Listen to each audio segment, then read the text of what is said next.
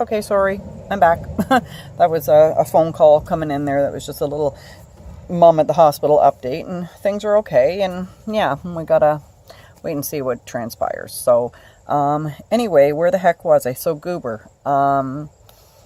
So he got really, really sick, literally overnight. I think I already said that he was only 5.5. And he was, our fat, chubby, little happy, little beagly hound, right? Literally in a span of about 3 days, he lost about half of his body weight. He was vomiting. He was out here eating snow like crazy. He couldn't get enough. And I said to my husband, he's diabetic. He's diabetic. I can tell just by his behaviors. Took him to the vet. Long story short, his blood sugar was like 39, which in a human is pretty much dead. This was 3 months before our wedding in 2014, and we spent a lot of money. We spent every penny that we had. We even considered postponing the wedding so that we could take money that was meant for our wedding and try to save our baby's life. So that being said, we spent a couple $1,000s and, got him a bit better, brought him home. And a few days later, he started to get much, much worse again, and he was going into renal failure. So we had to do the right thing. So we had to let him go, and it was devastating. And we said that we didn't know when or if we'd ever get another dog. I mean, we were just completely heartbroken. It's like losing a child. It's just heartbreaking.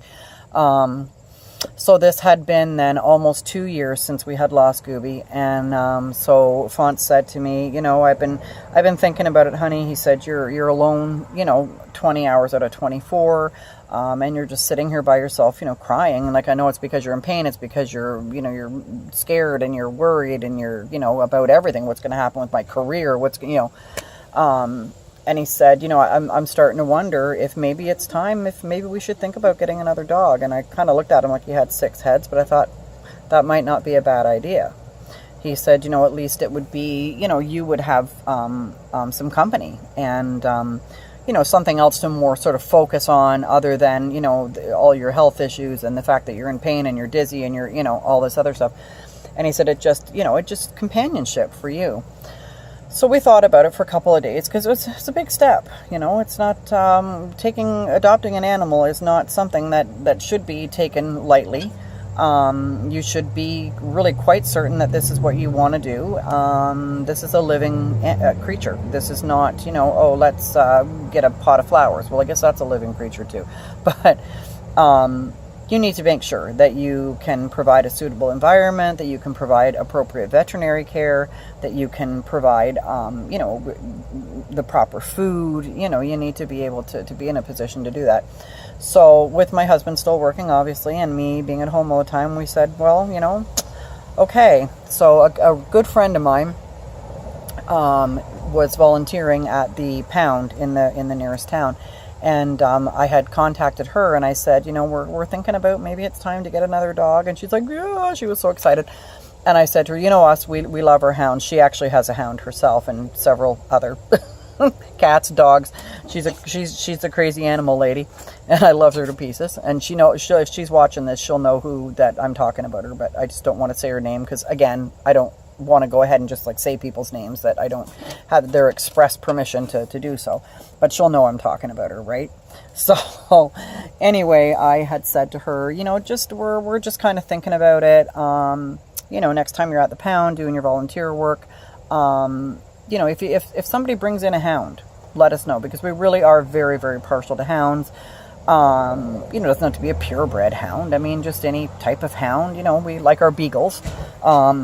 But it can be a crossbreed hound. I mean, Gooby he was 2 different breeds of hound. Like I said, beagle and blue tick. But let us know if a hound happens to come in. So doesn't she call me, I think, the next day or a couple days later, or message me or something. And she said, there's a hound just been brought in. And she said it's a female. They think she's around a year old, and she is super skinny and super scared, and was found running out one of the small communities way out. Probably from here is a good, I don't know, maybe an hour, 45-minute, hour drive from here. So she'd been found running, no collar, and it was January. Yep. She'd been at the pound at that point, because I think my friend was volunteering like once a week or something. So I guess she'd been at the pound over a week. So she was found out running in January. And it was cold. It was like minus 30 cold. So she said, oh, you guys got to come and meet her. You're going to fall in love with her. You got to come and meet her. So off we went. We went into the pound and we saw her. And here's this poor, frightened, skinny, oh my gosh, skinny, from like here to, I don't even know, like 30 feet away. You could have counted every single rib. Like it was just, there's pictures in that video of her at the pound when you see her pretty little face sticking out through the cage. And, you know, you can see by the side, you can see like how she goes up like that at the hip. And you can pretty much see, you can play the xylophone on her ribs, right? So she was very timid. She was very afraid of everything and everyone. She didn't know where she was. She didn't know what was going on. So we said, would we be able to take her out for a walk? Would that be okay? And they said, oh yeah, absolutely, sure. Let me get you a leash, right?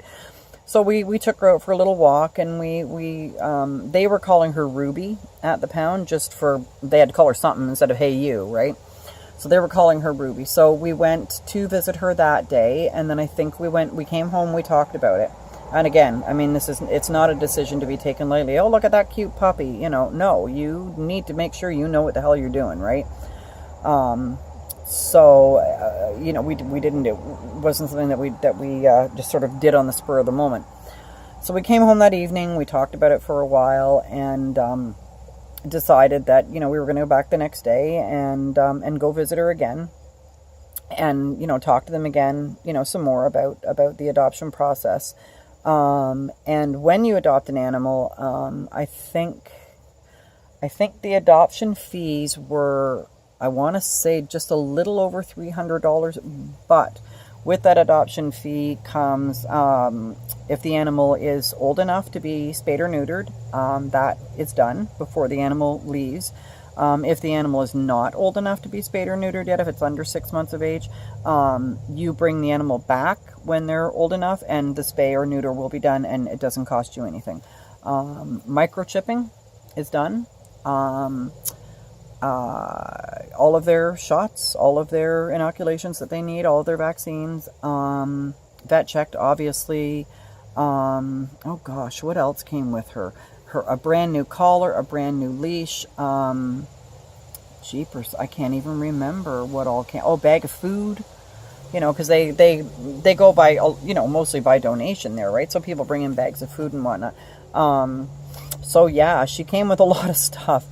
And so anyway, yeah, so we made the decision that we were going to adopt her. So we got her. I brought her home February 1st. I went and picked her up, and I was never so happy in my life. And she had been the day previous for her spay.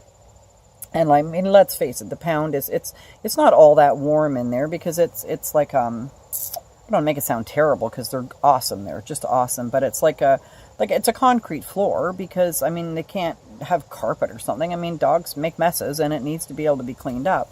And they have like a little raised bed that's off the floor, so that they're not like lying right on cold concrete. But where all the dog pens are, like where you would go in to look at all the dogs that are available, it's cold in there, because they have a door at the back of the pen that they can open, so that the dogs can go out and run in this huge, really highly fenced area, just so that dogs can, you know, get some exercise and get out. So it's kind of chilly in there. So I couldn't wait to get her home. And the day that she had her spay done, I think, was when I phoned and I said, do you think that she'll be done by noon? And they said, well, she should be, because I know that, like, they use a couple different vets in town who I think volunteer their services, bless their hearts. And they said that she was supposed to be, like, done early this morning. So I think she'll be done by noon, and she'll be back, you know, at the pound with them. So I said, I'm coming to get her, if that's okay. And my point being was that, you know, I mean, it's cold in there, and it's not quiet. There's a lot of dogs barking, and a lot of, you know, activity going on and people. And I just felt that, you know, if she's going to be our baby now, that it's probably best for her to come home and just, you know, recover from her surgery here, where it's calm and it's quiet and it's warm, and, you know, she can just sleep and relax and heal. So that was what I did. And if any of you remember the movie Gremlins, and I'm sure that you do, remember that you're not supposed to get them wet, and you're not supposed to feed them after midnight, or I have that backwards. But anyways, that was the whole thing, because the gremlins were oh so cute. But if you did those things, they turned into the gremlins, right? Yeah, so we kind of got her wet and fed her after midnight.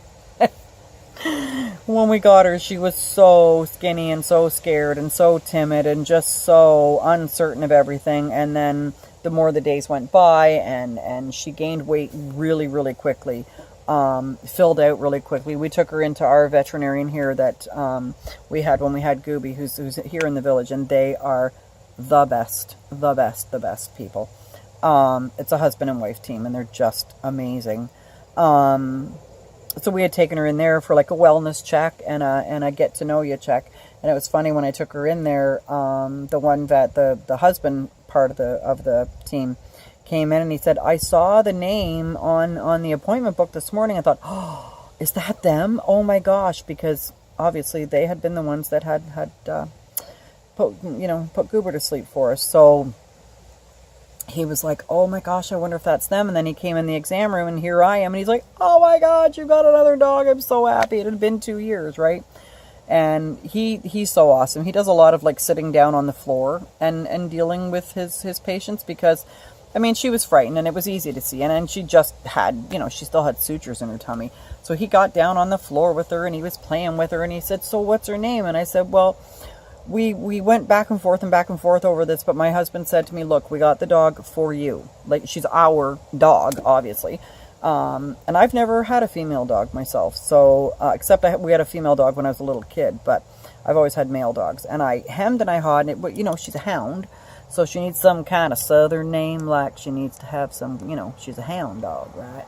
So I hemmed and hawed over it, and as I said, they had called her Ruby, and I thought, Reba, perfect, right? So to get her to start responding to Reba instead of Ruby was not a big stretch. And besides that was just a name that she had been given at the pound. God knows what her name was before that. She had no tags, no collar or anything when they found her.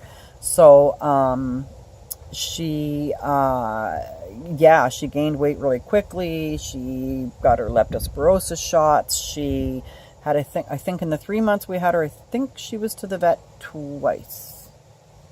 Or 3 times. I think the first time was it was only twice. I think the first time was the wellness visit and the leptospirosis shot, which is highly recommended, especially around in these parts.